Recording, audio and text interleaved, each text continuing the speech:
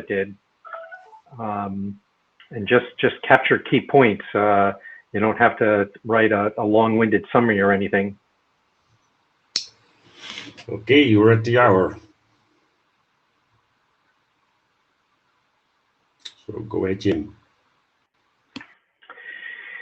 So this is welcome everyone. As we are at the top of the appointed hour here. Welcome to Antoine Richard. I am James Galvin. We are your co-chairs for registration extensions. And this is our virtual Prague meeting. Shame we can't be in that actual location, but we will take what we can get. So this is our usual note well.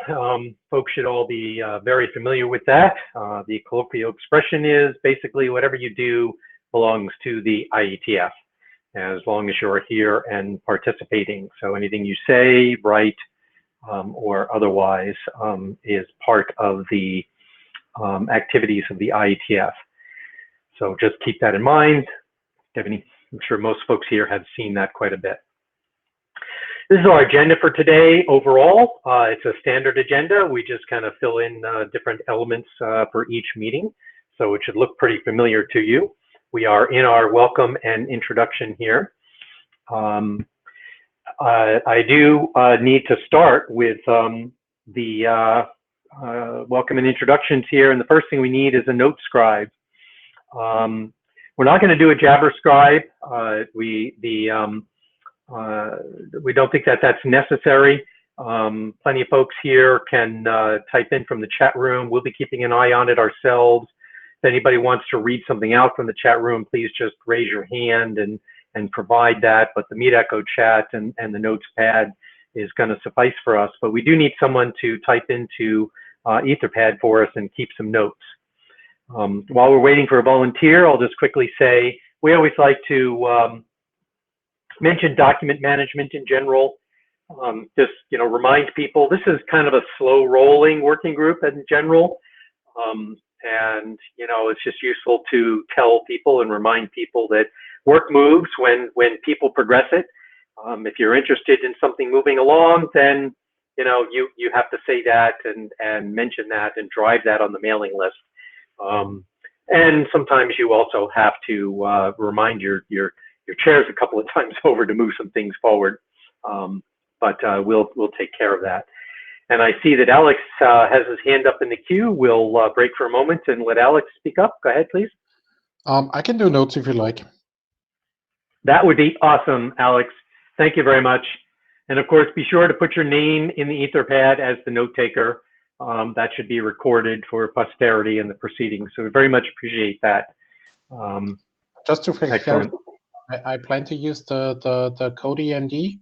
Is that what you mean by Etherpad, or do you want me to do the minutes anywhere else? Yes, it's code MD. Yeah. Yeah, it's code MD. I'm sorry, I've just been misspeaking. You're right. But yeah, with the link at the top of the page there. So thanks very much for that. The last thing, and welcome and introductions, is we always like to talk about document shepherds. We really are trying to make sure that we have a document shepherd, and we've had actually quite a few, so that's a good thing. Special attention should be given to those. People should get recognition for it. And we appreciate those who have volunteered. We have a number of people who've done some first-time document shepherding, and that's been awesome. But it's a great way just to get involved and really understand the process. And if you really are in tune with a particular document, being a shepherd is a good thing. So it really helps us out and helps out the working group too. Okay. So next on our agenda, published works. We've had a banner year in 2020.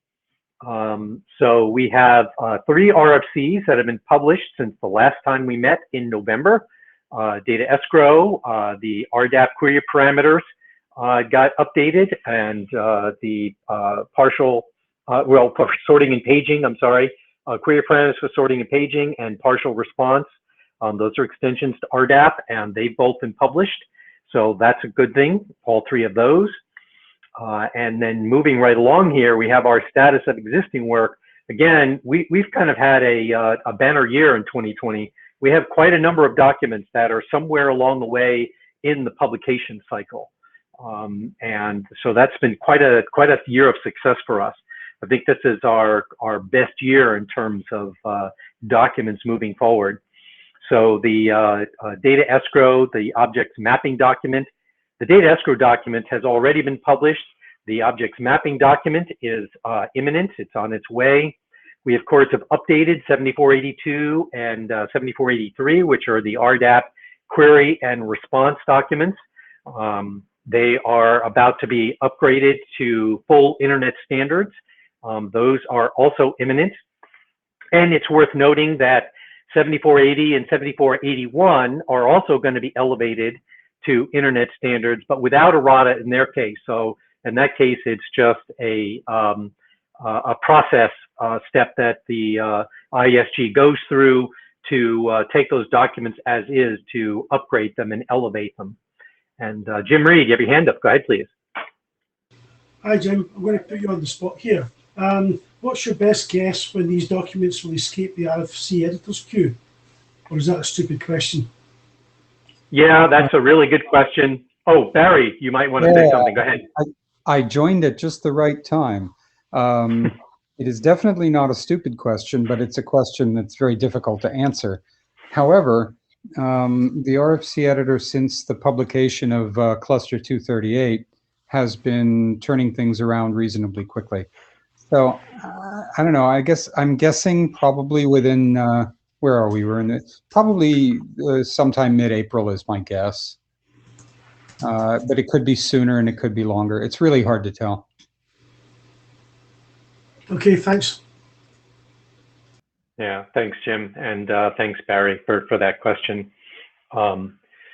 And again, 7480 and 7481, which are part of the RDAP series of documents, they're just going to elevate without errata, so that's just a status change. But we do go through a process in the IETF to reflect that so everyone knows it.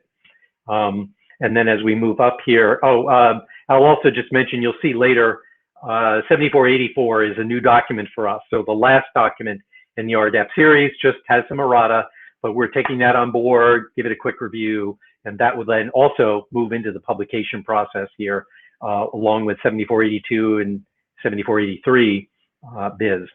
So that's a good thing. We also have the secure authorization info, the auth info code in EPP. We have a document there which just sort of extends the security options for the auth info code, and of course the unhandled namespaces document, which applies generically to EPP transactions and its documentation.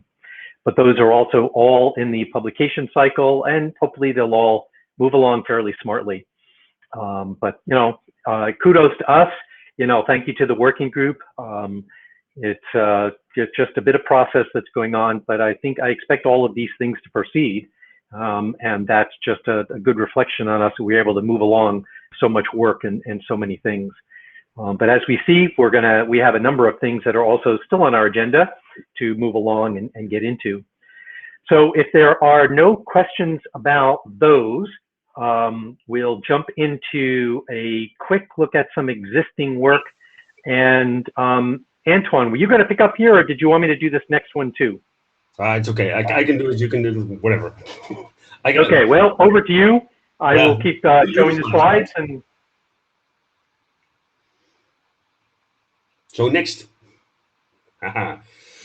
So we have 4 documents which don't have representation for this time. We have registry maintenance, and that basically has been in working group last call already, but it was taken back after working group last call because there was too narrow consensus. We still had quite some comments during working group last call, and actually we didn't have any people that were actively responding that they would that they approved this document. So I don't know if any of the authors want to have a comment on this, on what their actions are going to be. Let's see if we have. So before you call on Jody, I should probably jump in fairness. Jody is one of the authors, and he was going to speak, but I'll spare him and acknowledge that I am actually the document shepherd for this document. This is a work item for Antoine and I. You know, I have to review the issue that's going on here, and then, you know, as part of being a document shepherd, and provide some comments to Antoine in particular, since he's going to be the chair that's guiding this work. So this is not on the authors. This is on me as document shepherd, not having caught up with providing a summary here that we can then work with and figure out what to do with. I mean, so Antoine's assessment there about not really having full consensus in our working group is appropriate. And we just haven't figured out what we want to do about that yet, and to make a proposal back to the working group to deal with it. So that's on us, and it's more precisely on me as document shepherd.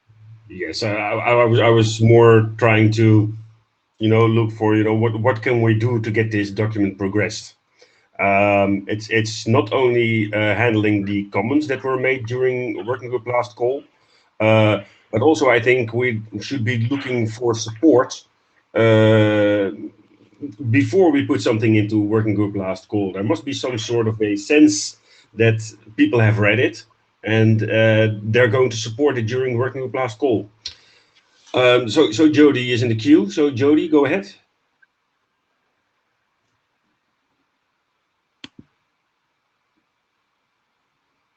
No longer. Hi, can you guys hear me all right? Yeah, we can hear you. All right, I can't hear anybody right now, but as long as you can hear me.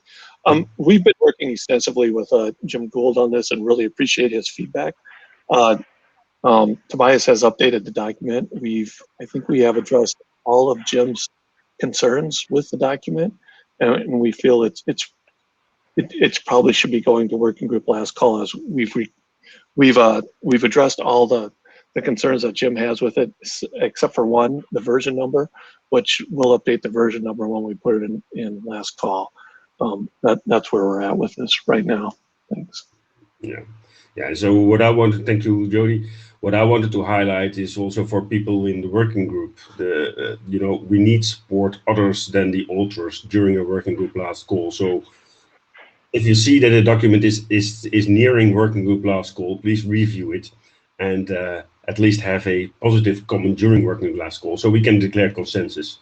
But if it's only, you know, one or two people responding to a working group last call, we cannot call out consensus that everybody has read the document. So James, go ahead.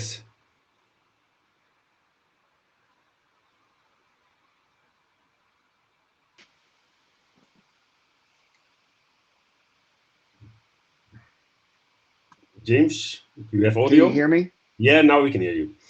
Oh, sorry about that. Yeah, I just wanted to mirror what Jody had said. I wanted to thank the authors for working through my long list of feedback, and at this point, I feel like they've, with the latest draft, have addressed my feedback. Okay, thank you for that, James. So, if other people than James will read this document, then we could probably move it to a second working group last call. Then simple registration reporting. That's also something on our list. James, do you have something to say about this, or Joseph? Just a slow roll. You know, we submitted a revised document with some minor edits, but we haven't pressed on it on the mailing list. So it's due to get some discussion going again on the mailing list, and we'll take it to there to do it. Okay, so no real progress or upgrades. Good. Then the OpenID document. Now that's been in our queue for a long time, and of course we know that we're waiting for some decisions being taken there in ICANN to see if we need to adjust the technical specifications here. We will be talking about milestones at the end of this meeting. This has been on our milestones for quite a long time, and we are going to move it along again. But just to give everybody a chance to talk about this document, Scott, do you have any news on this document? So Scott was here, right? Yep, and I'm here, Antoine. Thank you very much. I did get one, I think it was a private comment from Tom Harrison with a very tangible suggestion to add to the document. And I think I'm going to get to that, when I get some free time. So there's at least one edit that I want to make. But other than, keeping it alive until we see what happens, over in ICANN land and whether or not that has any impacts on the draft, I don't currently have anything else queued up. So we can continue to let this one simmer, for as long as we need to, and as long as we're comfortable keeping it simmering. Yes, that is of course an issue, Scott, because it takes up, of course, some slot in the working group, even though we don't take any time or we don't lose any time on it. But it's something that I think in 1 or 2 years' time nobody will remember anymore what the status of the document is. So that's why I'm calling it out every time that we meet. Alex, you have other comments? Just a very brief comment. I'm working on an RDAP server that actually uses JVTs to authenticate users. It's not a full OpenID Connect implementation, but at least it understands the beer authentication header. So that's maybe something where I hopefully will have time to review that draft again and provide some feedback, Scott, because it's obviously related. Yeah, thank you. Much appreciated, Alex. Yes, thank you too. Okay, then the next document is a document that we recently adopted, which is JS Contact. This document used to be called JCard depreciation. Now, during the adoption of this document, we thought that would not be very much appropriate. It would be appropriate to use this document to define JS Contact in RDAP, but not mandate depreciation of JCard, because it has been implemented already, and I think we need to think a little bit more about that. But since we recently adopted it, I asked Mario and Gavin if they had a presentation on what the status is. They don't have a presentation on this document yet, but do you still want to say anything about it, Mario or Gavin? Can you hear me? Yep. Yeah. I don't know if Gavin is participating at the meeting. It seems that he's not participating. I would simply say that we are just we were just waiting for the outcome of the extended call for working group adoption to move the document forward. I know that there is some interest from Alex Meyerhofer and Jasdeep to contribute to this document. So I think that if now the document is adopted, we will move the document forward with new updates for the next meeting. Okay, thank you for that, Mario, for the clarification. Scott, go ahead. Scott Hollenbeck. Yeah, I think I'm one of the people that was probably the reason for why we needed to do a second, adoption call here. And I think we've gotten past that, right? But my concern was that if we deprecate JCard, right, what that implies is it goes away, and everyone who's already implemented and invested the time and effort in getting it working, might find themselves having to throw out something that's, already working and working well. So if we maybe change this from deprecation to an alternative representation, I am less concerned, about adopting the work and taking that on. Yes, and thank you, Scott, because that's exactly what we were suggesting when adopting this document. So the naming of the document will change, and it will just be using JS Contact. Okay, that was status of existing work of documents without a presentation. Next slide, please, Jim.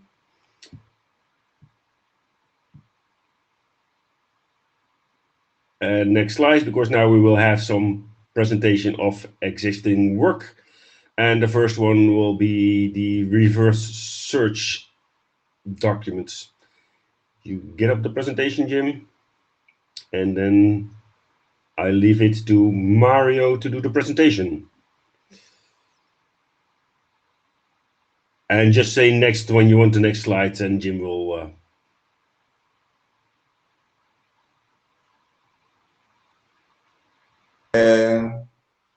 Yeah, we can hear you.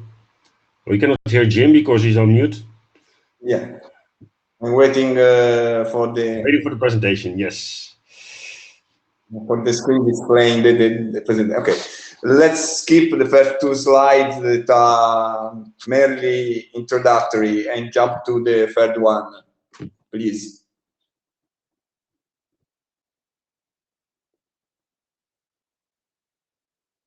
Okay, I start the review of research document, reverse search document from working group feedback at last meeting.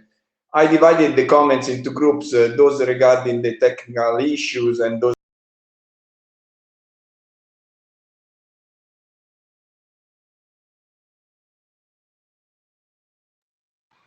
It seems like we lost Mario.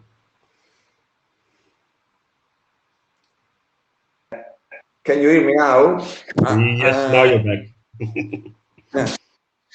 I repeat, but it's something due to Mitico. I didn't touch anything. With regard to the technical issues, Alex said that we need a AAA infrastructure to support reverse search. And about the privacy aspects, Ulrich and Alex agreed that the privacy consideration section should say something more than the statement follow the law. And Tuan suggested to engage the Human Rights Protocol Considerations Work Group to review that section, despite that that working group has already manifested a clear opinion, a negative opinion about the document. Next slide, please.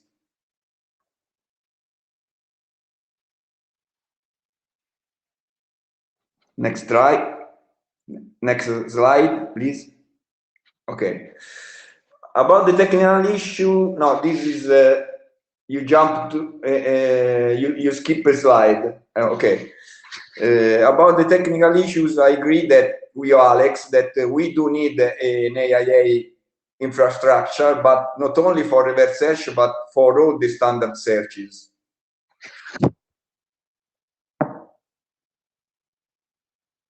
I don't see my presentation.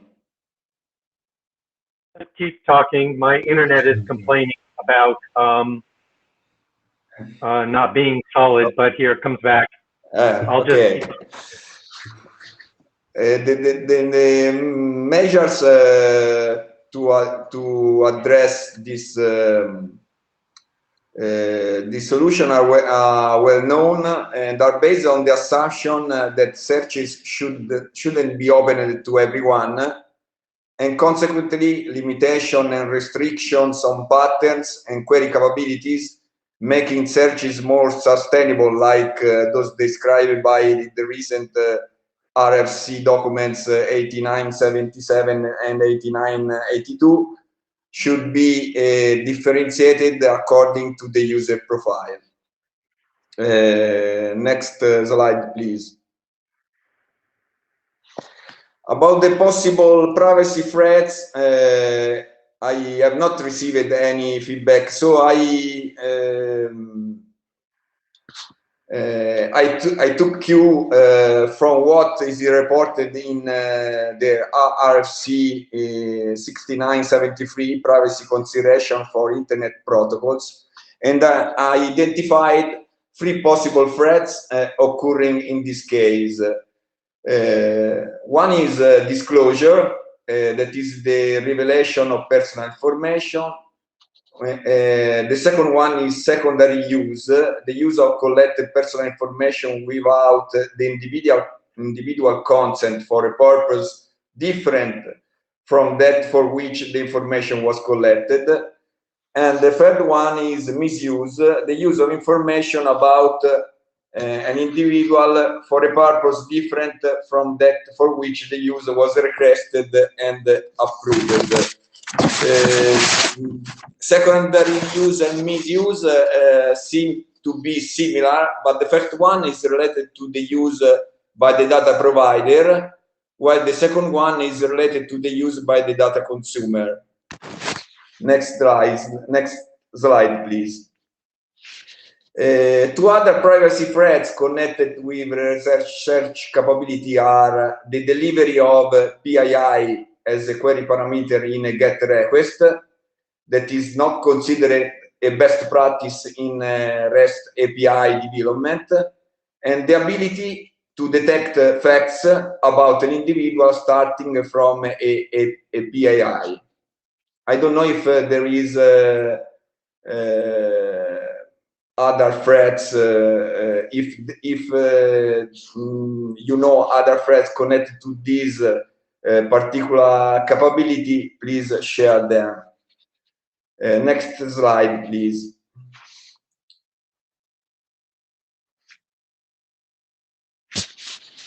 Okay. Before going into much detail with the analysis of privacy threats and the related mitigation measures, I would like to briefly recall some GDPR principles. I refer to GDPR as the most known privacy protection regulation, and I'll hopefully demonstrate in the following that a fully GDPR compliant implementation of reverse search is feasible. I will also refer to OpenID in the following as a protocol for supporting authentication, authorization, and accounting. GDPR states that you must have a lawful basis in order to treat personal data. In the RDAP context, it means that RDAP providers must collect, treat, and provide query capabilities and response contents in compliance with those lawful bases or other local privacy protection laws in force. Please, next slide. Now I go much in detail with the measure to mitigate the privacy threats. As it also stated by RFC 6973, the most common way to mitigate disclosure is by implementing an access control mechanism. This can be done by distinguishing and minimizing query capabilities and response contents on a per role basis within identity management. In particular, in OpenID, this can be achieved through the standard scope claim. Other measures are known. In particular, I would like to outline that the first one, that is ensuring that the endpoint of a communication is the one that is intended. The first one is implemented in the current reverse search specification, since the reverse search endpoint is distinguished from the other searches, so that it's easy for the programmer to protect that endpoint and additionally implement additional protection levels can be realized depending on the contact role. I mean, if the contact is a registrant, a technical contact, a registrar, or and so on. Please, next slide, please. Protecting against secondary use is usually outside the scope of IETF protocols. In the context of registration data discovery systems, there are registry asking the individual for a generic consent for publishing, including, for example, .it.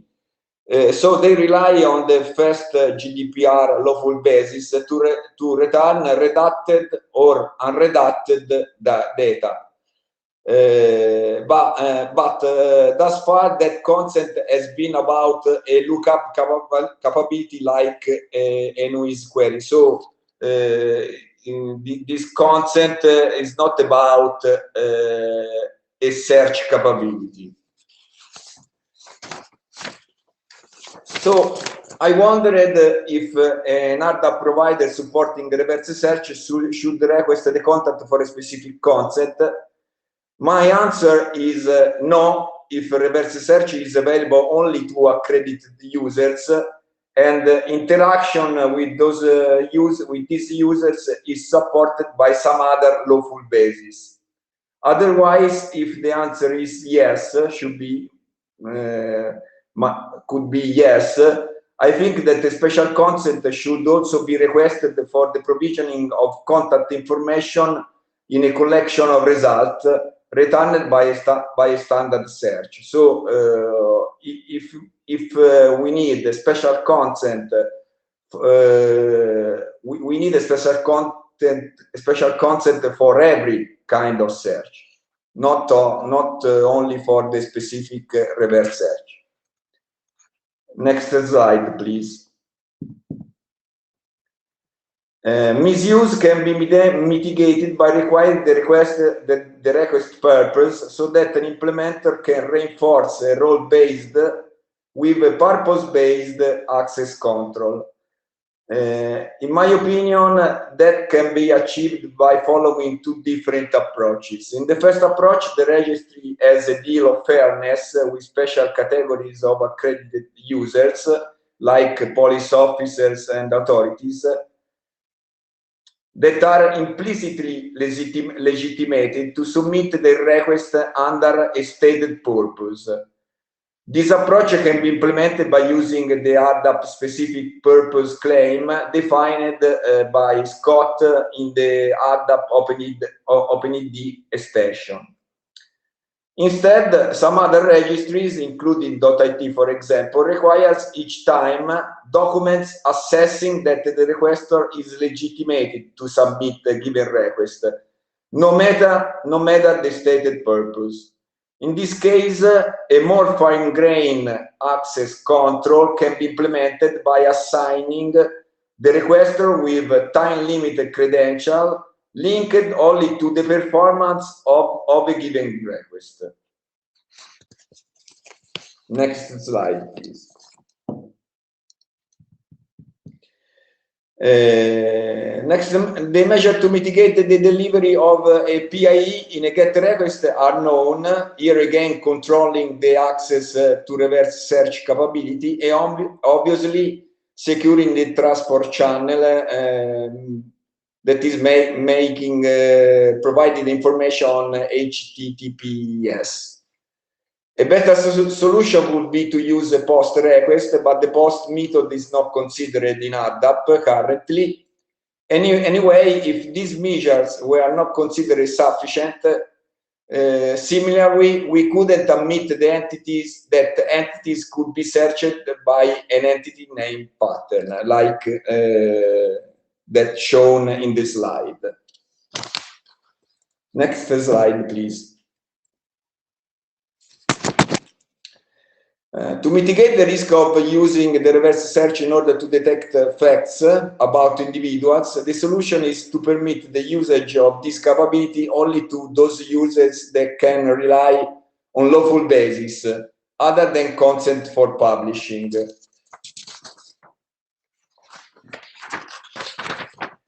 For the first reported use case, a role-based access control should be enough. The implementers could add an implicit filter to every search, including reverse search, to let the registrars access only the information of their own objects, their own domains and their own contacts, and not the domain and contacts managed by other registrars. For the other two use cases, a purpose-based or an attribute-based access control should be implemented according to the trust model between the registry and the special categories of accredited users. Anyway, I would like to outline that the reverse search is not the only mean by which facts can be detected in ARDAP. We can do the same by using the standard searches. Next slide, please. My conclusions about the privacy threats and mitigation are reported in this slide. It is undoubtful that every RDAP implementation is conditioned by the privacy protection regulation an RDAP provider must comply with, GDPR or more stringent, I don't know, other regulation. I reported in this presentation some possible privacy threats and mitigation measures. Don't know how much the list is exhaustive. If you think that other privacy threats should be considered, please share them. But my opinion is that all of them are connected not only with the implementation of the reverse search, but with the RDAP searches in general. As a consequence, RDAP providers must implement access control measures that are increasingly stringent, depending on the user's categories and the required protection levels. As a basic policy, I would recommend RDAP providers to not allow the reverse search on the content information whose owners have given their own consent for publishing. So I would recommend to not use the consent for publishing lawful basis as in order to support a reverse search implementation open to everyone. Next slide, please. This is the last slide. This is about human right privacy consideration working group opinion and engagement in reviewing this document. Unlike the human rights protocol, human rights privacy consideration working group, there are some requirements from legal stakeholders to open reverse search to accredit users for abuse and cybercrime investigation. Therefore, if we agree that this document needs an external review, I would simply suggest to bring it to the attention of other forums dealing with all issues of relevance to TLD registry and having a legal foundation or legal implications. Next slide. That's all from my side. I would like to invite everyone to give feedback so I can finally review the privacy considerations section and move the document forward. That's all. So thank you, Mario, for that good assessment of all the privacy issues that may be in this document. Is there, before I make my comments, is there anybody that wants to make any questions? Jim, you're in the queue first. Go ahead. Yeah, thanks, Antoine. Interesting presentation, Manfredo. Could you please scroll up to the last slide? I'm concerned a little bit about the last bullet point.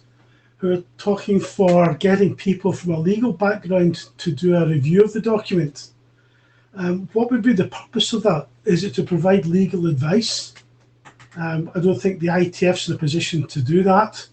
I don't think we want the position of having to give what's potential legal advice that has all sorts of legal implications to it.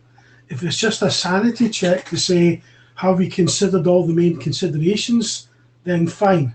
But I think it'd be very problematical to go beyond that point, both from a practical point of view and also because of these legalistic concerns.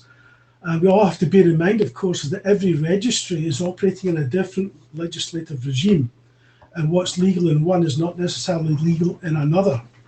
So maybe all we need to put here is, this is what we think are the privacy concerns and issues, but if you want definitive information about these things, please consult your local law enforcement and others. Consult your own lawyers. I don't think going beyond that is a sensible thing to do in an IETF document. Thank you. I don't know if you want to respond to that, Mario. I am not in favor of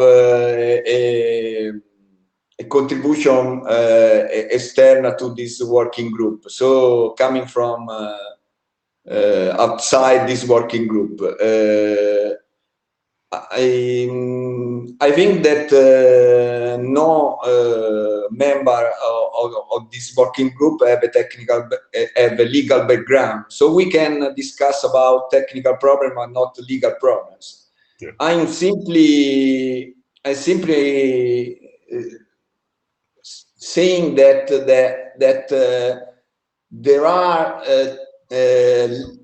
requirements coming from legal forums about putting together privacy and accountability. So I'm trying to this document was born simply to give an answer to the requirements for registrars wishing to searching their own domains and contacts, so they have they were perfectly supported by the GDPR lawful basis, the contract lawful basis to access this capability, and other providers were perfectly supported by this lawful basis in provisioning this capability. But a lot of discussion has been made so far about the privacy concerns. I repeat since the very beginning, the very first beginning, that my opinion is that this kind of search, like the other searches, cannot be open to everyone, but only to accredited users. So, and accredited users who are legitimated to access this capability, like as well the other searches. So, I think that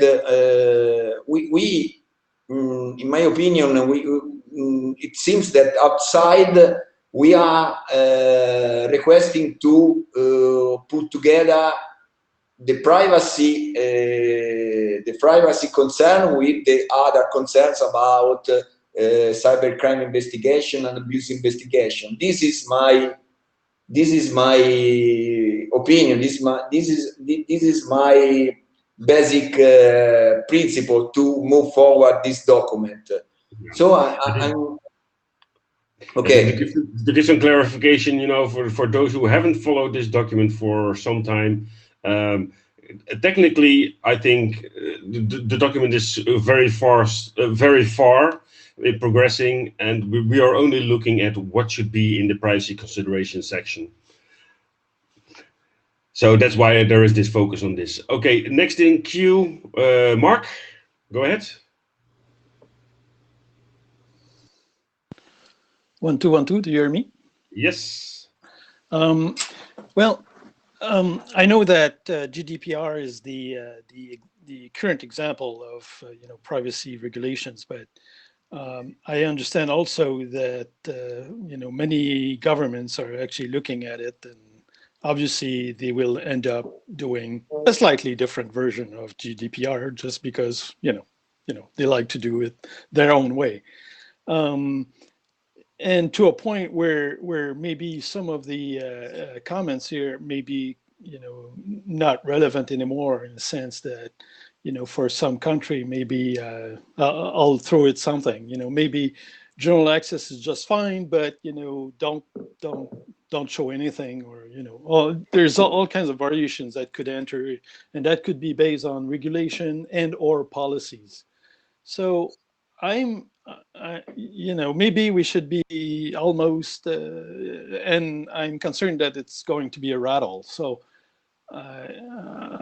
my suggestion would be to minimize the amount of words and stuff related to GDPR or privacy, and just say, look at regulation and or policy, because my take is we will never end that discussion, because we'll get another, a possible, twist on this, and we'll have to discuss again. So I'm kind of concerned that we're going too deep in it.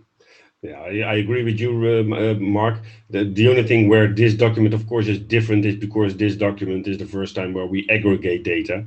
And that's why there was quite some feedback from the HRPR group that we should have an extensive privacy section. Okay, next, Ulrich, go ahead. Ulrich. Yes, so as being one of the ones who have always spoken for having a privacy section on this, I would say, first I want to say that I'm really impressed by the work Mario has put into this. I think he has done a really good job in going through all the threads, and I agree that we maybe shouldn't take up GDPR, but all the other privacy threads that Mario has taken up, I think should be documented in the privacy section. And then that's totally okay. Then every implementer can look at their local laws, see what the privacy implications is and where they agree with the law or disagree with the law, and implement it according to it. And I think that the whole idea of the privacy section is to just point out this, here are the pain points, look at those. And I think Mario did an excellent job of putting these out today. So thank you, Mario. Now we only need somebody to write text, right? Thank you, Ulrich. Barry, our AD, you're up next. I want to highlight some of the things that Jim Reed said, that it's fine to put privacy considerations in. We should do that. We take anybody's input regardless of what their background is or where they come from. So if someone with some legal background makes comments, we consider those comments just as we would from anybody else. But actively soliciting legal review of a document is really on the edge for the IETF. And we certainly don't want any sense in the record that we made an overt effort to get a legal review of a document, because that could come back to bite us later if there are any challenges. So we need to look at what, if we need privacy issues commented on, suggested, commented, reviewed, that's fine, and we should proceed with that. Let's try to keep the idea of legal review out of this. Thank you. Next, Jim. Thanks, Antoine. Thanks, Antoine. What everybody else has said. Oh, Sorry, Jim Reed. Jim Galvin. First in the queue, James Galvin. Too many Jims. My co-chair. So speaking as an individual, not co-chair, I know that this document stalled because, in this group, we couldn't find consensus on what should go in the privacy consideration section. There is some text that's there, and I appreciate that, Mario kind of walked through, a lot of the motivation and issues that were considered in drafting the text that's there. So, certainly the question to date in this working group is, are we past the privacy considerations section in the document? And all of that's there. However, what I wanted to raise is focusing more on the technical side of this document. I've been reflecting on this document and looking at it. And of course, I've been involved in a lot of RDAP discussions on the policy side, which I know is not normally something the IETF really thinks about. But as a result of that, I'm evolving a different kind of technical perspective about this document and thinking that there's some work that we ought to consider that I'd like to propose. I'm a little concerned about the fact that this document focuses on directionality, so it's called reverse search. And I'm deciding that, at least for me, I'm not fond of that. And I'd like to visit that in this working group and on the mailing list. The RDAP documents do have a certain searching specification. I'd rather see this document expand searching and talk about other ways to do additional kinds of searching and not focus on directionality. And then there's also some emphasis on being able to search because of particular elements like name and email address. And I'm thinking it really ought to abstract back and talk about elements, and think about, and thus it would be more applicable to be more extensible, rather than focusing on just a couple of things and how to do those. It should have an extensible mechanism for what you can specify, what you get. Anyway, my guess in summary, I'm beginning to develop in my own mind some technical questions about how to approach what this document does. And I'm thinking I'm going to raise those on the mailing list. And that's separate from the fact that we're trying to deal with what the privacy considerations ought to be. So I don't want to close that question, because that's been open, but I'm kind of opening a new one that I'm going to raise on the mailing list to move this forward. So that's it. Thanks. Okay, thank you, Jim. Next up, Richard. Go ahead. Very much. Can you hear me okay? Yep. My graph is moving. Thank you very much. Very briefly, just want to offer a comment on one of the slides here. These slides aren't numbered. A little bit earlier, there was a comment about allowing registrars to search only their own contacts. It occurs to me that this is presupposing a couple of things. One, about a model of reverse search or search, to sort of get to Jim Galvin's point, that presupposes search at a registry and in a registry registrar model. And perhaps registrars actually would have their own data already and probably wouldn't need to be searching the registry. So it might be a possibility to simplify the document in that regard and not concern themselves, because I'm not really sure why the registrars would need to be searching the registry, since the registrar is really authoritative for the contact data, and the registry only has a copy of data which may or may not be accurate. It might be privacy proxied or something like that. So maybe that's an opportunity to simplify it. And then, it was interesting to see Jim Galvin bring that comment up about some of the differences in search there. And so I'll be looking forward to seeing that be explored on the list. I hadn't thought about that when I got into Q, obviously, since Jim hadn't made it, but I just thought I'd tack that on at the end. Thank you very much. Yeah. Thank you, Richard. I think the difference there is between thin and thick registries, where you want to do reverse search. But I'll let Mario speak later because I see he's still in the queue. But Jim is waiting also for quite some time. So Jim, please go ahead. Thanks, Antoine. I hope this is the right Jim this time. I just want to go back to this issue about the privacy consideration stuff. Mario's done a great job of enumerating many of these privacy concerns and mitigation techniques, and I was not trying to disparage that work in any way. But I think to make some progress with this document on that particular area, I think we need to draw a line under it. And I think the formal words we probably want to use here is something that says, this is the collective understanding of the working group's knowledge of this subject area at this time. There may be other issues, there might not. If you want to know more about that, consult your local lawyers. I think that's all we can really do here. And if we did that, we could close off that section of the document and we'd avoid some of the rat holing. I think it was Ulrich mentioned earlier on as a potential possibility if we try to keep exploring this.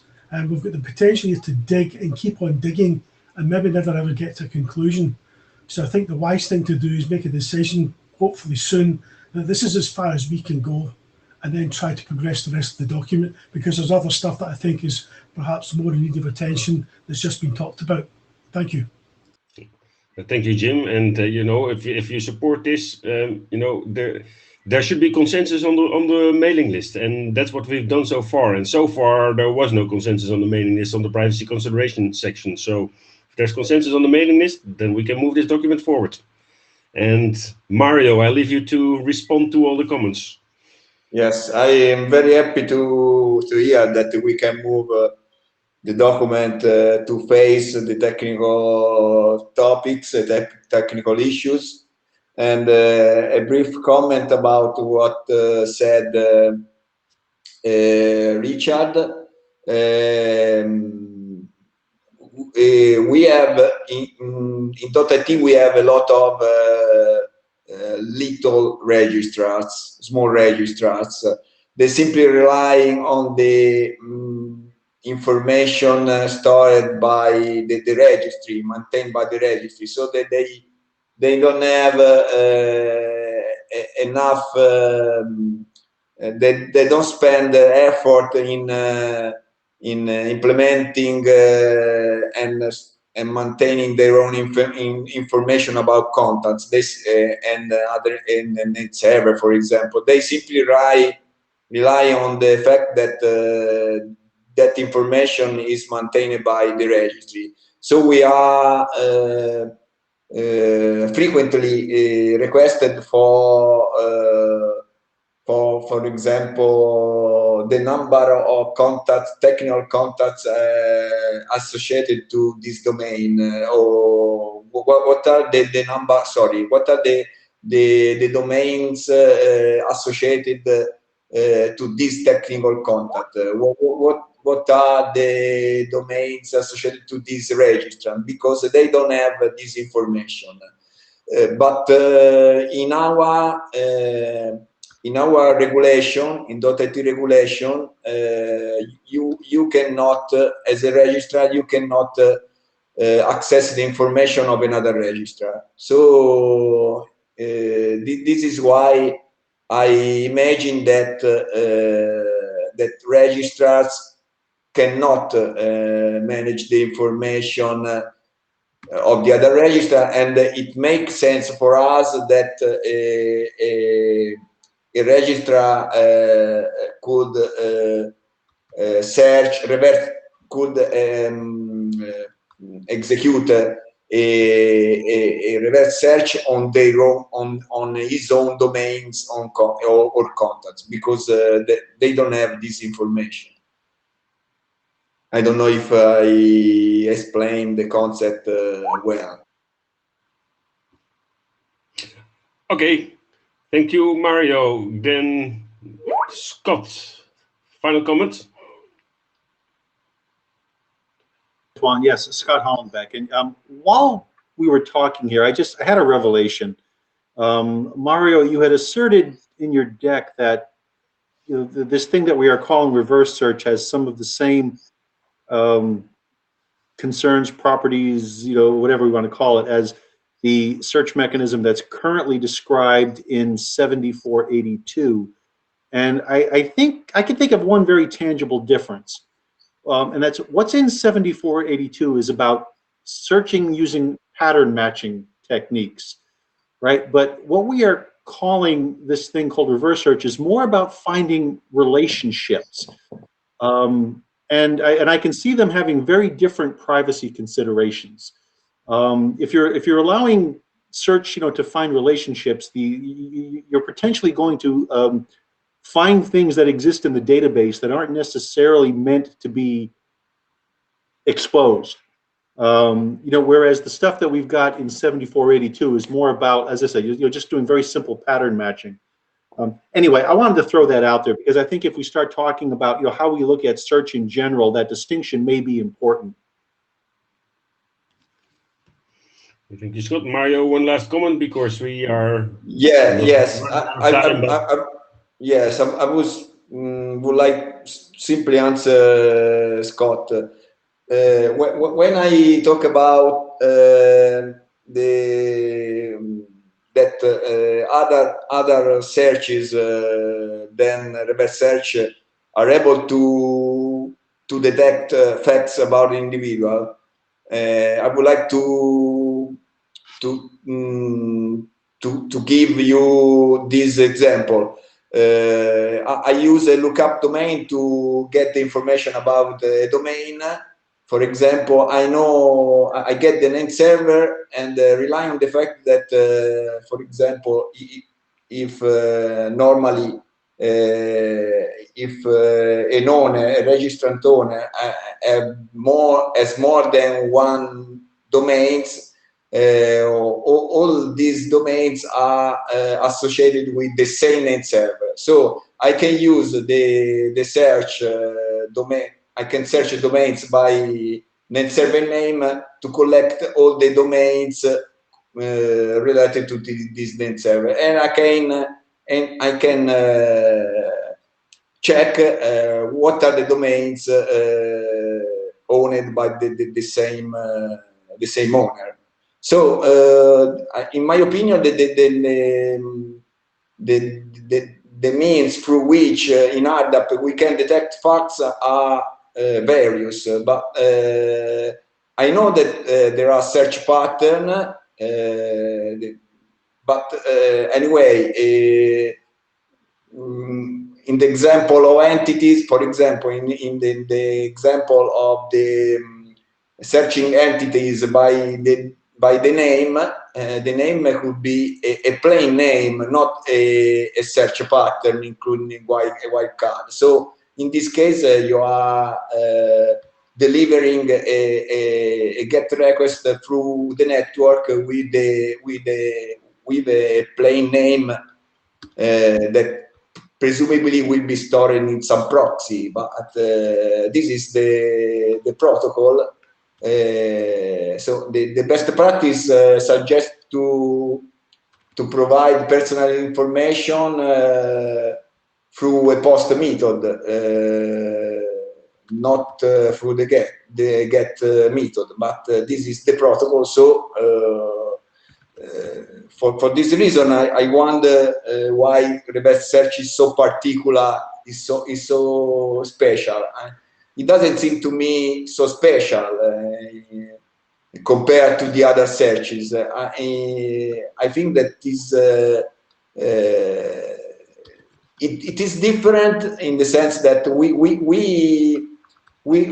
came from a world where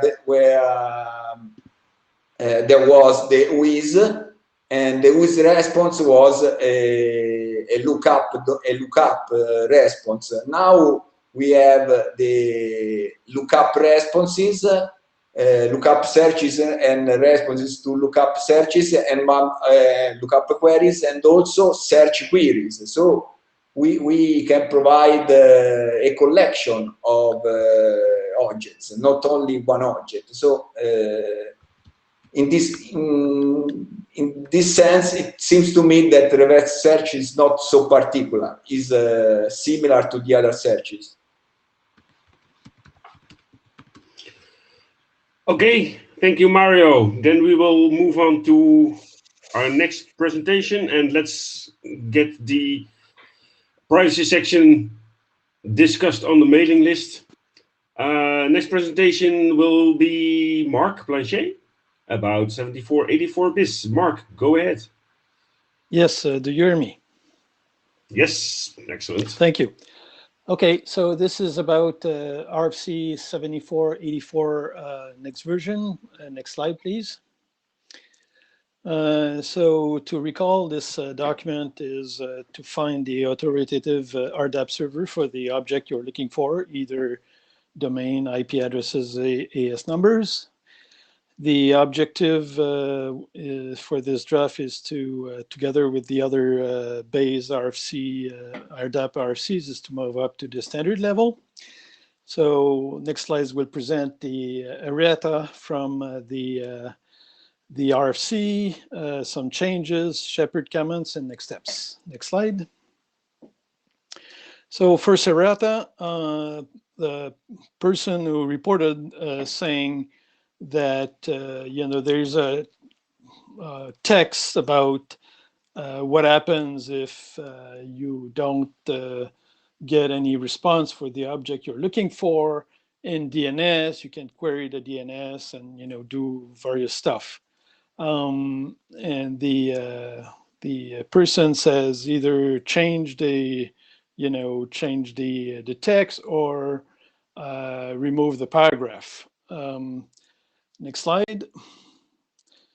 So the current draft actually added, changed a bit the text, but I'm proposing instead that we just delete this whole paragraph. I think that is remaining to the discussion we had a long time ago about if this is this do we need to cache stuff and all that. I think that's roughly relevant based on experience, and I can claim to have some experience in this, having written a few of the RDAP clients and servers. I think we should just delete that. It's it's up to implementation to do all kind of stuff they want, but from the purpose of the document, which is essentially saying here's a way you can find the server, the authoritative server of the for the object you're looking for. Everything else is, to me, out of scope. So my suggestion is we delete this paragraph.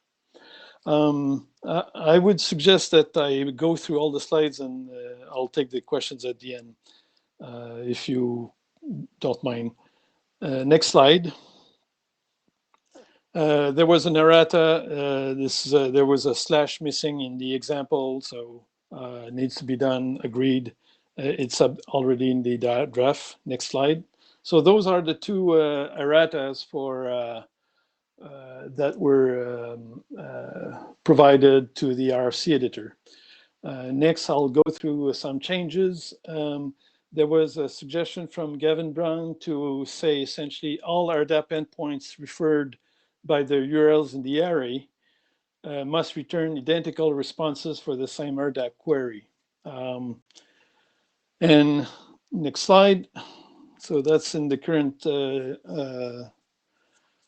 draft. And then also George Michelson said, went further down in saying, we should all the endpoints referenced by the URLs should in the array must return identical response, but notices may have things different because they may say things here and there. Maybe I'm in the make it short mood, but I would essentially also just not essentially be silent on this. I'm not sure we're actually doing something useful here in even saying that the two RDAP all the servers to respond the same thing, and I think the comment from George actually just show it, where it may make sense that other different servers may answer different just some variations of the same thing, while not I guess disabling the overall idea of the document or the bootstrap thing.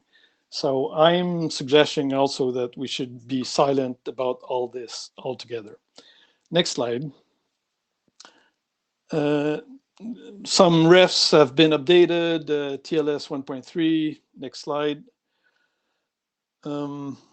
Comments on the mailing list. I think that was from Patrick also. There was a comment about do we have some data about IANA having any issues on serving those files, and asking for statistics. I didn't get any statistics, but response from IANA, Kim Davies, says there's no issue. And frankly, the size of those files are similar to when you open a website currently and you download a JavaScript framework file. So I'm not sure that's really a problem. And as soon as you get a CDN up, then it's not an issue. The sentence has been changed slightly to say that no issues has been reported regarding the load of the service. Change to SR. There was a comment that we should change back to SRV records. I'm not sure we want to reopen the whole discussion again we had in WIRDS. pros and cons in each approaches. So I'm kind of rejecting that comment unless you want to, the group want to reopen the whole discussion. There was other comments about restricting to HTTPS only URL in the services array instead of having HTTP also, given that some policies for some environments are restricting to HTTPS only, and then the IETF is HTTPS. I'm kind of in between there. To me, it's a bit out, it's a bit policy related in the sense that, maybe somewhere, serving something maybe on HTTP for some reason, but I'm open to anything. And I'm not sure we have a conclusion in the mailing list about this topic. Next slide. So this is kind of I got the review from the Doc Shepherd. There's a lot of things there. I put it there mostly for, making sure that, I'm transparent and I'm saying everything. So I'm kind of okay with most of the comments he made, in the first slide here.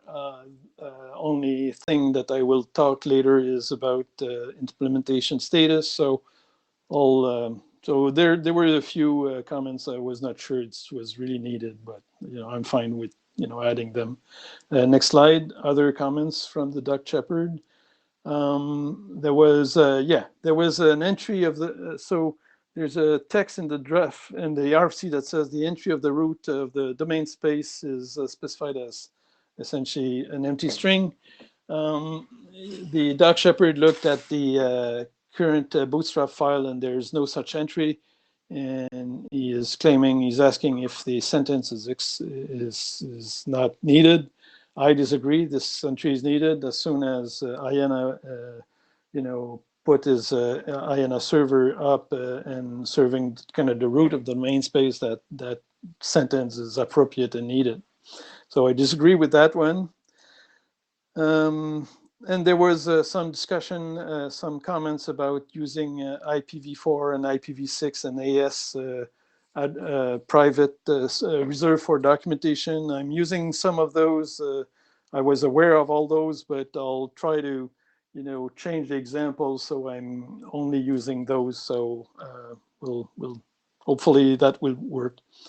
And there's a catch of a little inconsistency in the example, so we'll do that too. Next slide. So again, AS IPv6 address for documentation. There's a comment about an extra 0. I was trying to make clear, but I can remove. AS number reserved for documentation also. Next slide. And again about the same paragraph about in terms of a domain object you could do DNS queries, and the guy saying the Doc Shepherd says maybe we should remove that sentence. I'm suggesting we remove the whole paragraph. Therefore, this got gone. And the final one is, I think, from his comments, is about a reference to a draft, which and I'm not aware that this document has been published as an RFC, but it, I think, still appropriate to refer to that work. So I would leave it as is. Next slide. So to my knowledge, we need a kind of implementation status in documents moving forward to standard.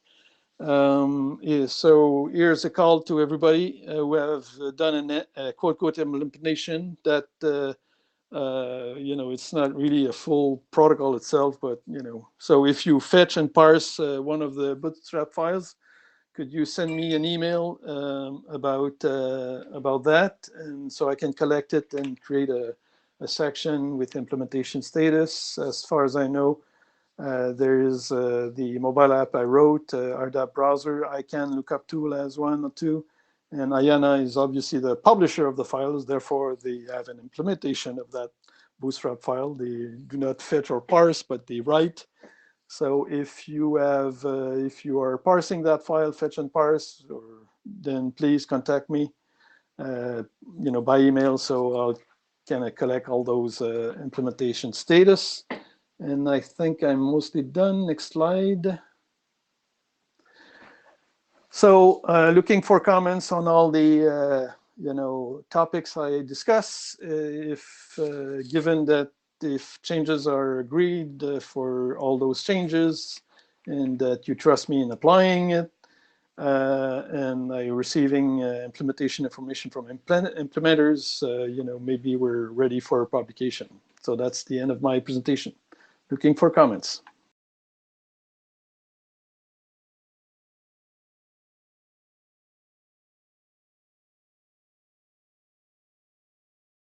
One, two, 1, 2. Anybody hear me?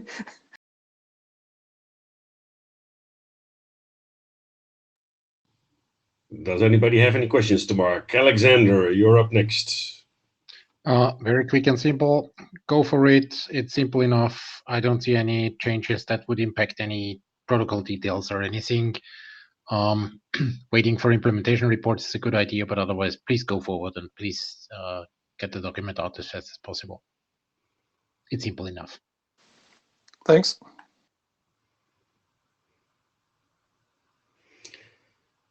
Well, thank you, Mark. And if there's nothing else, then we'll continue this work on the mailing list, and let's move this document along quite quickly then. And then, Jim, if we can go back to indeed the next sections will be new work and request for adoptions, and we have Ron presentation in that, and that's from Dimitri on the use of internationalized email addresses. So, Dimitri, the floor is yours. Hello, can you hear me? Yes, excellent. Okay, wonderful. Next slide, please.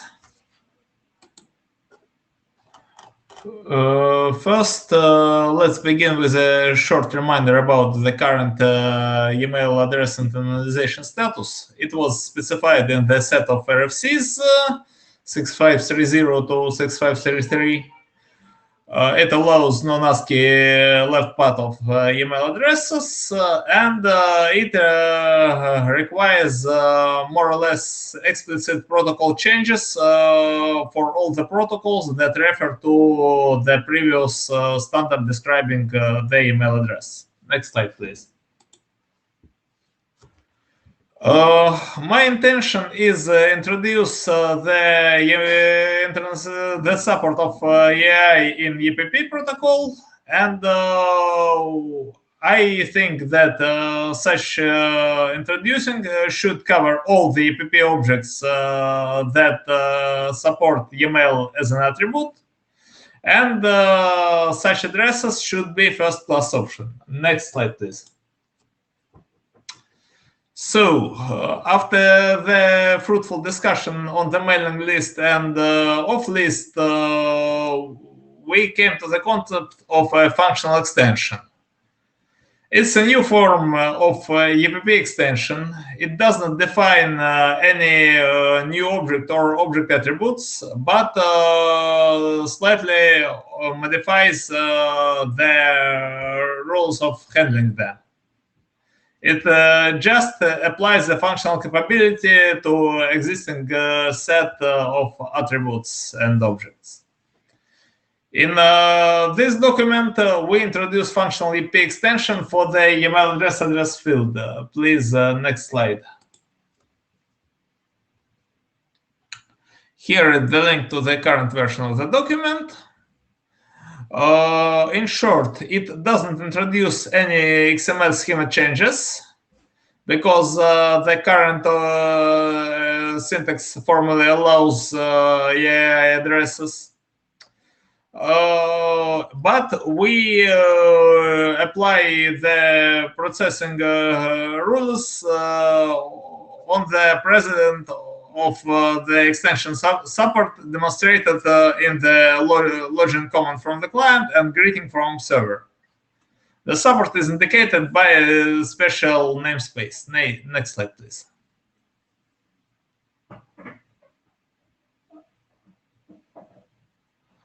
If the extension is negotiated, then server should accept the email addresses that have valid syntaxes according to RFC 6531 in all the elements with email semantics. For example, in contact email defined in RFC 5733, in the org email RFC 8543, and many other documents.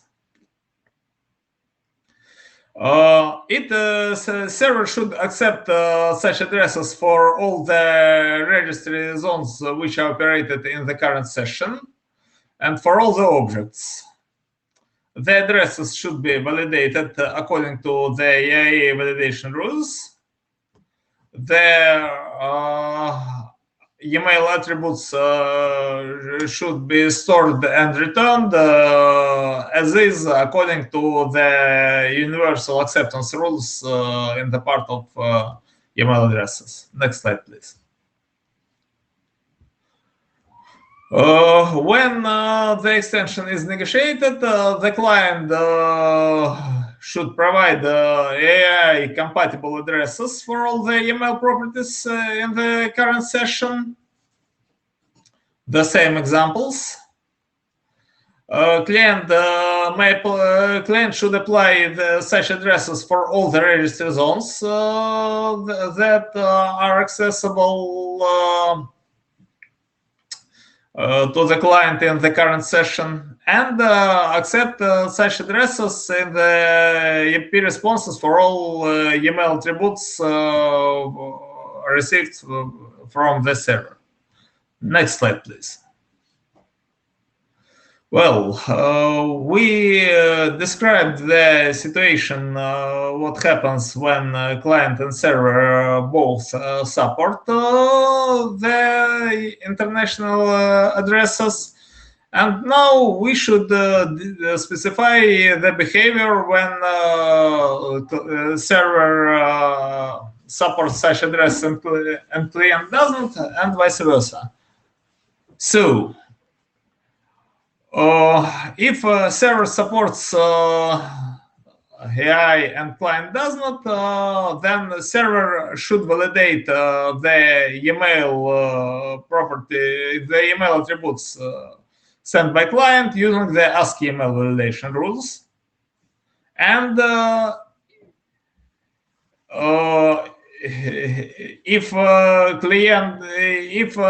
email property is optional and the client supplies it, the server should validate it using the ASCII validation rules either. Then next slide, please. If server sends a email attribute in response, the server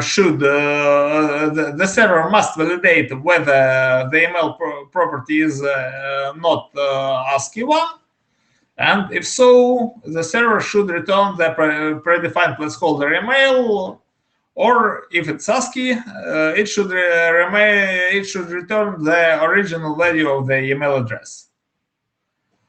When such attribute is optional, server again must validate whether it's internationalized or not, and in case of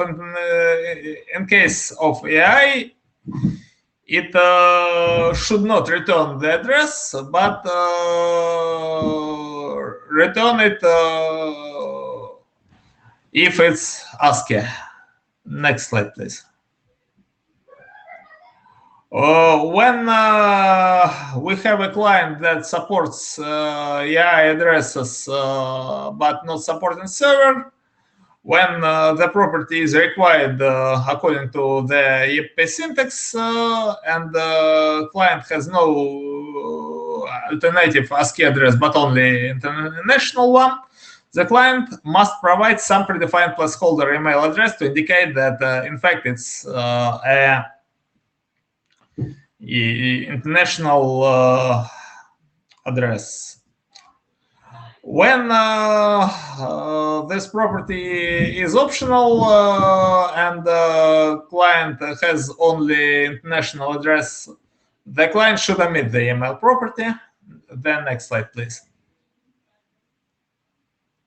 So the placeholder address is not defined yet in the document. I think that there are two possible options. First of all, is using some well-known address, for example, from example.com. And the other possible option is using the registry-specific address, which can be set by the registry from one of the controlled namespaces to ensure that it will not clash with any really possible address. The next slide, please. As we have a discussion on the mailing list, as I think that it's important to add the support of the international email addresses to the EP protocol, I kindly ask the working group to adopt this document and begin the process of working with it as a working group documents. Many thanks.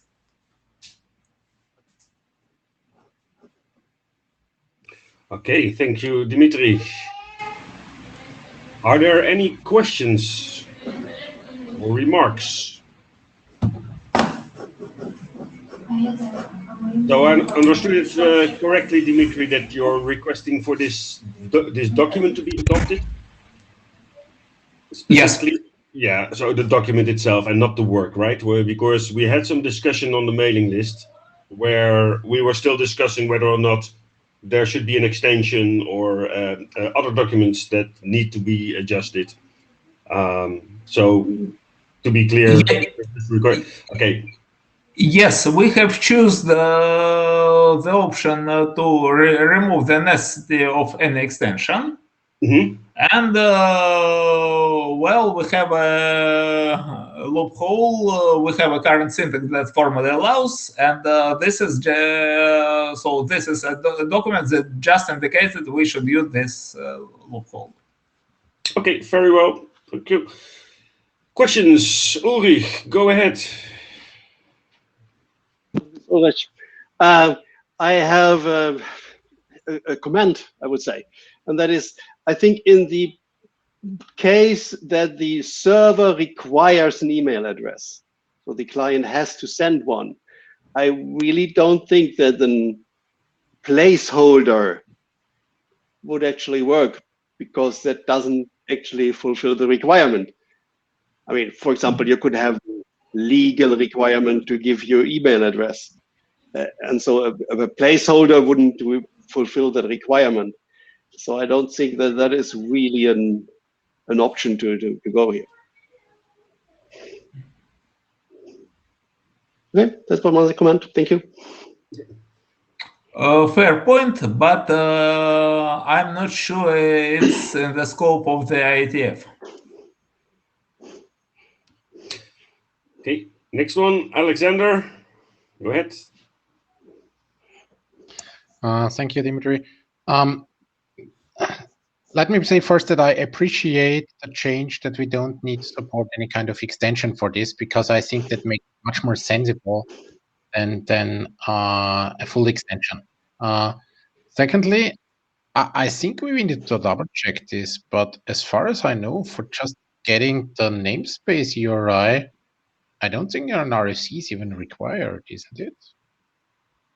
So the XML namespace registry is probably specification required. So a local specification of your registry would probably do enough for the namespace registration. Of course, I understand the intent to make this a standard, or let me put it that way, RFC that goes through the regex working group, but it might not even be necessary if you stick to just namespace. Yes, yes. There is no formal there is no formal necessity to register a namespace, but I think it would be very useful to have a universal way to deal with international email addresses that can be used with all the registries and registrars instead of currently locally defined operation practice.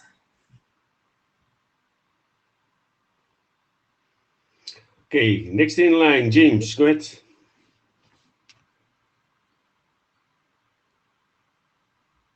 James Gould, yep.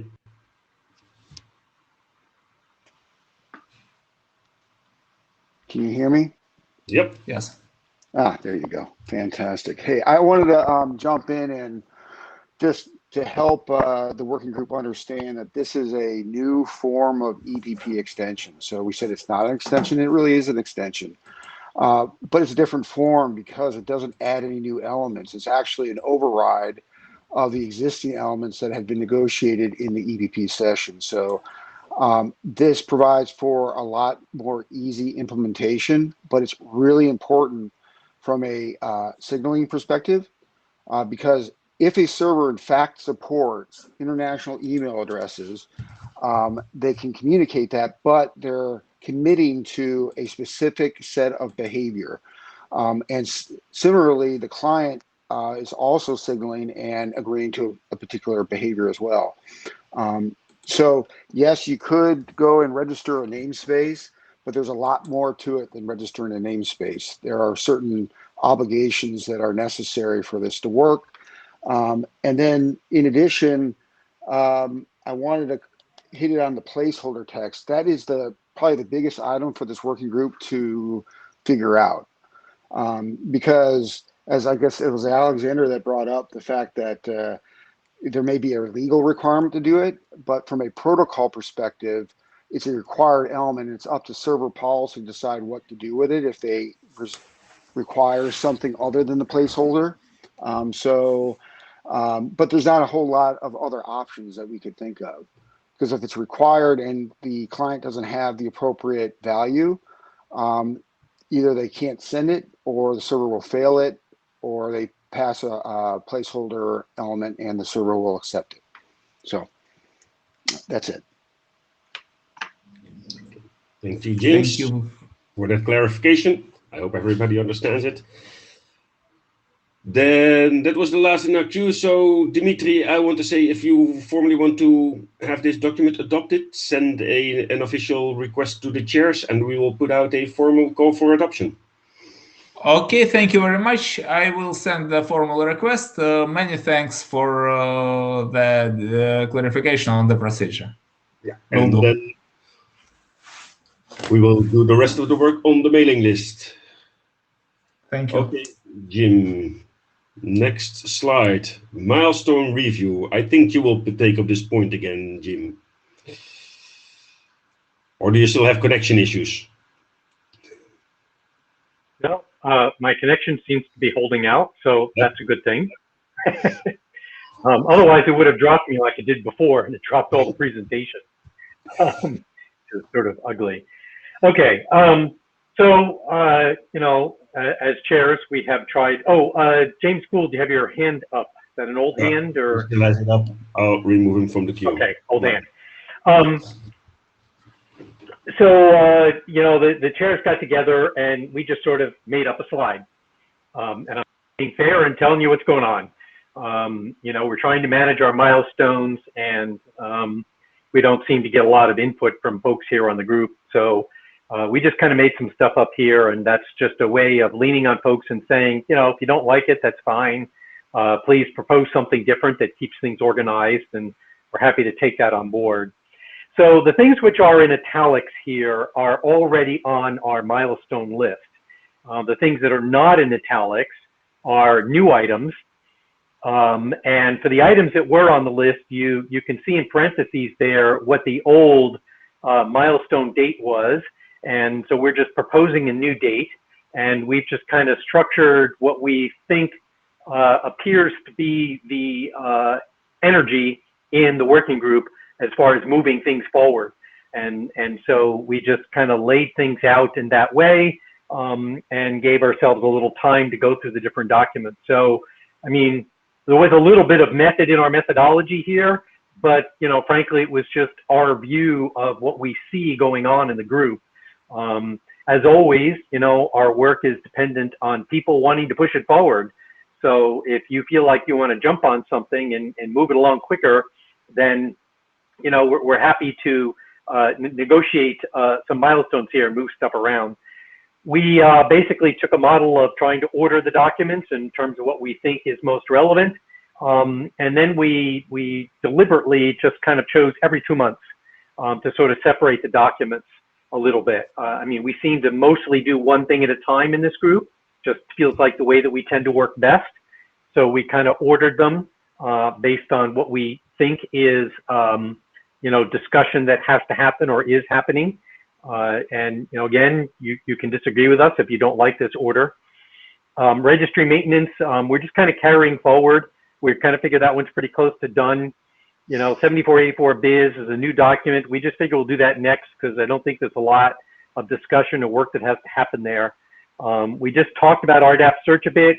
I think there's a bit of discussion to have there about maybe changing a little bit, or at least opening the question of what might be in the document.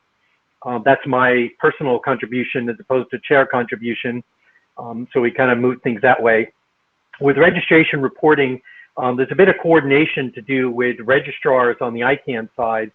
So it just felt like pushing that out a little bit seemed like the right thing to do, allow some extra time for some discussion there on that topic. JS Contact, we do have a fairly significant issue to get through in terms of discussions about JCard versus JS Contact. And part of the reason for pushing that out is not so much the technical discussion, but also that sort of discussion about its status as compared to JCard. And in fairness, I would imagine in this, just like with registration reporting, we'll reach out to do a little joint work specifically with ICANN's Tech Ops group, where the registrars and their technical folks tend to sit, and we'll sort of create an interim meeting and an opportunity to have a joint meeting so we can get some really good input on that side with respect to that issue. So it felt appropriate to push that out. And then as Scott kind of said with OpenID, we're kind of waiting for the opportunity to do some interoperability testing and implementation experience. I mean, yeah, we kind of have a really nice document there. It seems pretty well, pretty stable.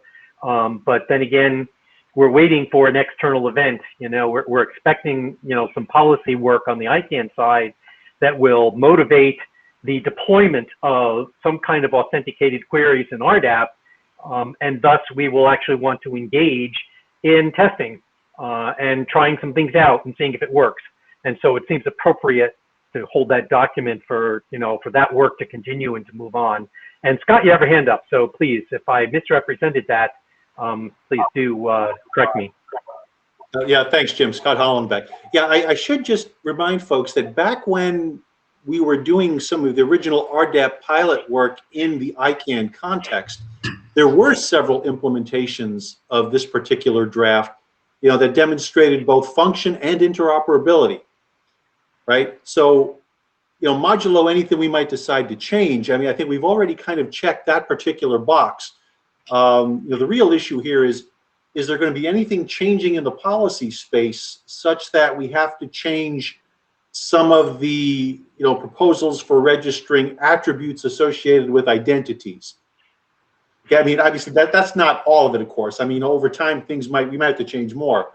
But basic functionality, we've got that nailed. In fact, there's an implementation status section in the document that describes some of those past successes already.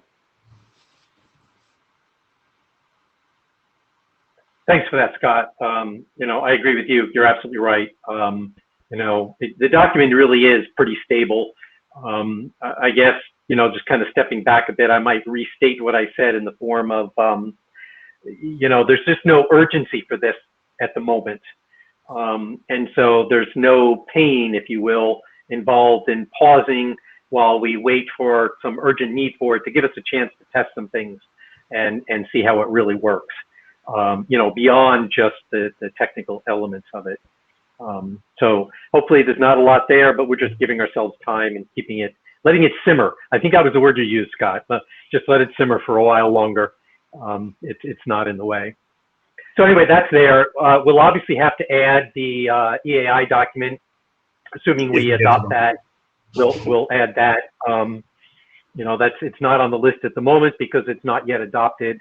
But if we get past that far, we'll slot that in here somewhere along the way.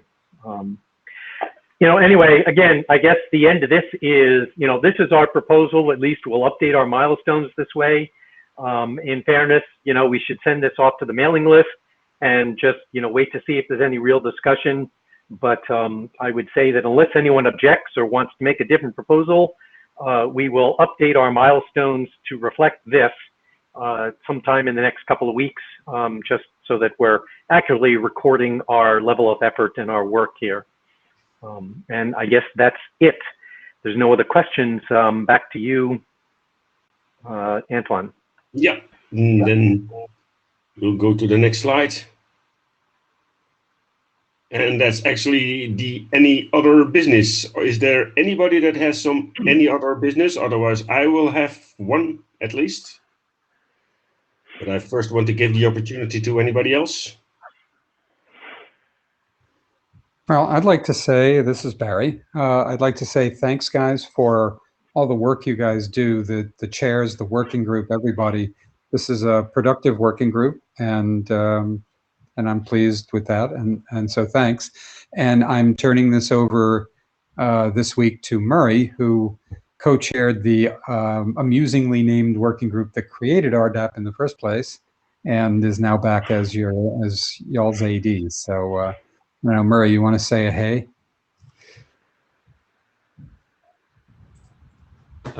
Sure. Morning, everyone, where I am, and I'm looking forward to working with you all. This looks like this has been a pretty productive working group so far. No big contentions, which is a load off my mind. So thank you, Barry, for all the work you did. I just counted it something like nine or 10 documents have gone through with your name on them as the sponsoring AD. So more than any other AD that's worked with this one. So you know this group better than any other. Looking forward to working with you all. Yeah, that was actually also my any other business topic that I wanted to discuss. Jim and I had some other area directors with this working group and with our predecessor working group, and Barry was with us the longest. And we must say we want to thank very, very much. He's been very supportive with us, and he understood how this working group works very much. So I hope you will all join me and thank Barry for his fantastic job that he did. Thank you, Barry. Yeah, let me jump the queue a little bit on Alexander, since Barry beat us to the punch here and jumping to the any other business and little chair's prerogative. Sorry, Alex. But yeah, I want to thank Barry, very much. It certainly has been a pleasure to work with Barry. As Antoine said, he's been with us the longest. Sometimes I feel a little bit like the orphan working group. We kind of like we're marching through area directors for a while there, like nobody really wanted us. But Barry hung in there and kept us on the straight and narrow, and has been very helpful to us a couple of times here as we bumped into some interesting situations. But it's all been very good. We're very happy to return back to Murray with respect to RDAP especially. But looking forward to having you as our AD in this, and we hope you stick it out for your entire term with us while you're the new AD. So just a special thank you from me, as well as the working group and Antoine, Barry. It's been a pleasure, and so happy to have you here. So with that, back to you, Antoine, and I assume Alex. Yes. So any other business, Alex? Thank you, Antoine.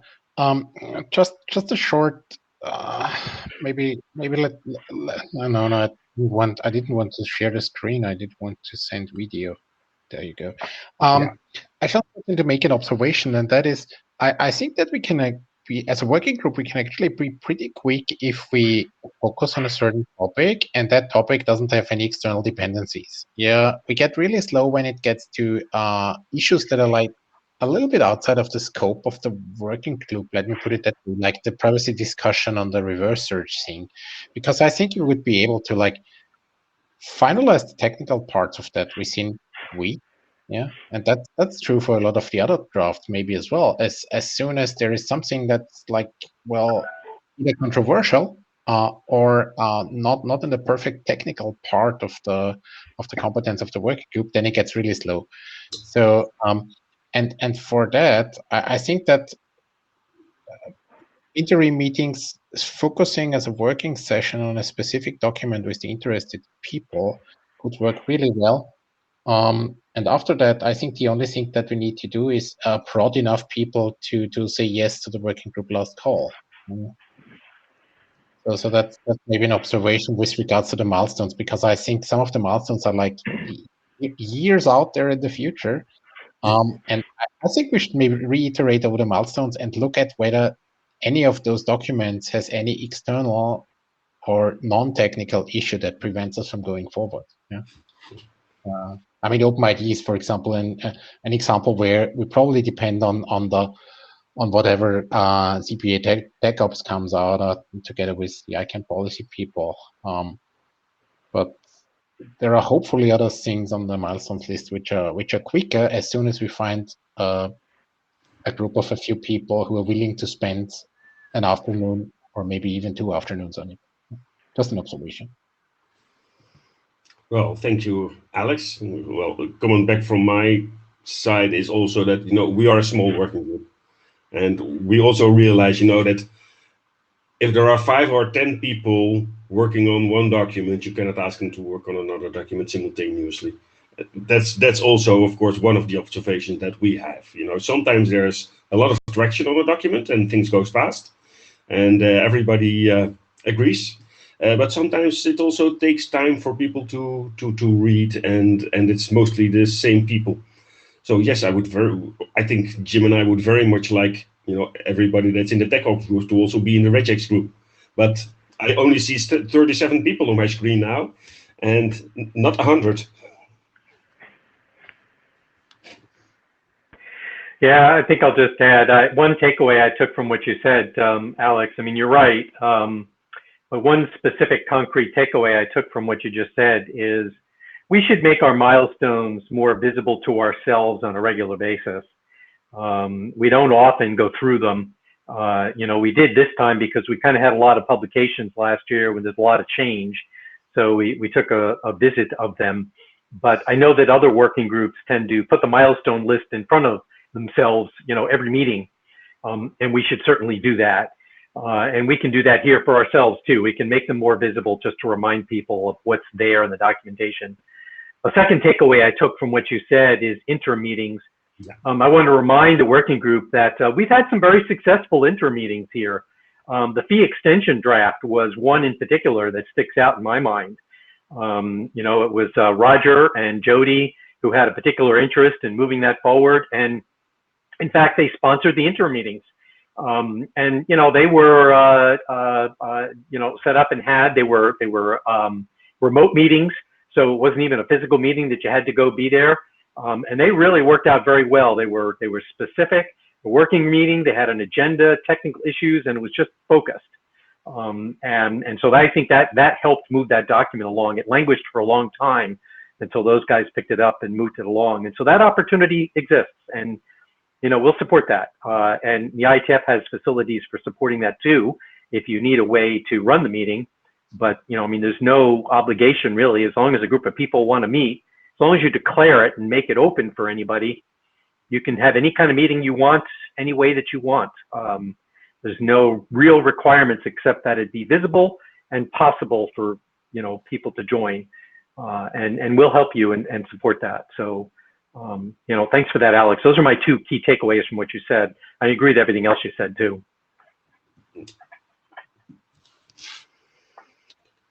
Okay, then if there is no any other business, then I think we had a very successful meeting. We give you back 10 minutes of your time, and we'll talk to each other on the mailing list.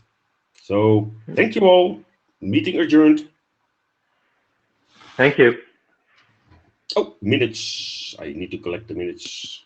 Thank you, Alex, for taking the minutes.